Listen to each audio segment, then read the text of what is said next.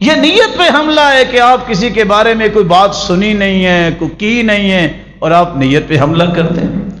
رسول اکرم صلی اللہ علیہ وآلہ وسلم کے صحابی، انہوں نے تلوار اٹھائی، لڑائی ہو رہی تھی، تو ایک شخص نے دیکھا کہ اب تلوار کا وار ہوگا، ان کے قول کے مطابق اس نے کہا اشہدو ان لا الہ الا اللہ، اس نے کلمہ پڑھ لیا، انہوں نے ماری تلوار، اس کو اڑا دیا۔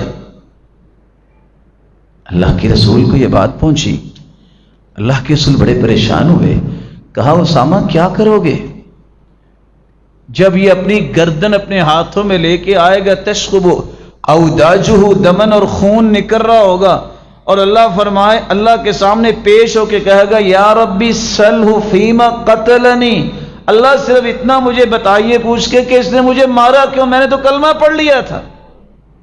کہا اللہ کے رسول میں نے تو یہ سمجھا مستعیذم بھی موت سے ڈرتے ہوئے کلمہ پڑھا یا میری تلوار سے ڈرتے ہوئے، تو آپ نے ایک لفظ بولے جو تاریخی الفاظ ہیں، وَهَلْ شَقَقْتَ قَلْبَهُ، میرے صحابی اتنا تو بتاؤ تم نے دل چیر کے دیکھا تھا کہ یہ اس کا مقصد ہے؟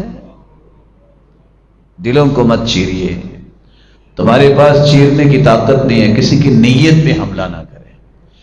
کبھی اللہ کے دین کے بارے میں بدگمان نہ ہوئیے کہ دین پہ میں کام کروں گا تو شاید میرا کچھ بنے گا کہ نہیں بنے گا، دین کے بارے میں کبھی بدگمان نہ ہوئیے۔ آپ خود بھی سوچ سکتے ہیں کہ آج جو دین کے مخالف ہیں وہ سارے اکٹھے ہو گئے، ان میں سے کافر تو تھے ہی تھے، یہ 7.5 ارب میں سے 6 ارب کافر ہیں، اب باقی 1.5 ارب مسلمان ہیں، ان میں سے بھی کتنے لوگ جو ہیں وہ دین کو اس وقت پسند کرتے ہیں، وہ بھی اعلیٰ کار بن رہے ہیں تو یہودی اور عیسائیوں کا اور غیر مسلم نان بلیورز کا بن رہے ہیں۔ اس لیے تم مسلمانوں کے بارے میں کبھی بھی یہ نہ سوچیے گا، شریعت نے جو بات کہہ دی ہے حقیقت وہی ہے، دین کے بارے میں کبھی بدگمان نہ ہوئیے۔ اور آپ سمجھتے ہیں کچھ لوگ کہتے ہیں نہ ہم بچوں کو دین نہیں پڑھائیں گے، کیوں؟ ان کا فیوچر ہی کو نہیں۔ ایک بات میں پوچھتا ہوں آپ سے، اگر ان کا فیوچر کوئی نہیں ہے یہ کھائیں گے کہاں؟ ایک طرف کہتے ہیں مولوی تو کھاتے ہی بڑے ہیں، یہ دونوں کا آپس میں کوئی میچ ہے؟ کوئی ہے میچ؟ ایک طرف یہ کہتے ہیں ان کے پاس مال بڑا ہے تو تم بھی یہ کام کرو تمہیں بھی مل جائے گا، تم بھی اپنے بچوں کو پڑھاؤ۔ اس کا مطلب یہ ہے کہ یہ شیطان نے دشمنی ان کے دلوں میں ڈالی ہے، حقیقت کچھ اور ہے۔ کبھی کسی عالم ربانی کو موٹر وے پہ آپ لیٹا نہیں دیکھیں گے کہ میری تنخواہ بڑھا دو۔ یہ لیٹتے ہیں تو وہ جن کی 8-8 لاکھ تنخواہیں ہوتی ہیں، جن کی ریٹائرمنٹ کے بعد بھی ان کو پینشنز ملتی ہیں، ان کو اللہ نے وہ راز دیا ہے جس کے پاس سچا اور سچا علم ہے، وہ کہتا ہے ہو کیسے سکتا ہے زندگی کے آخری رمق تک اللہ مجھے کھانے پینے سے محروم کر دے۔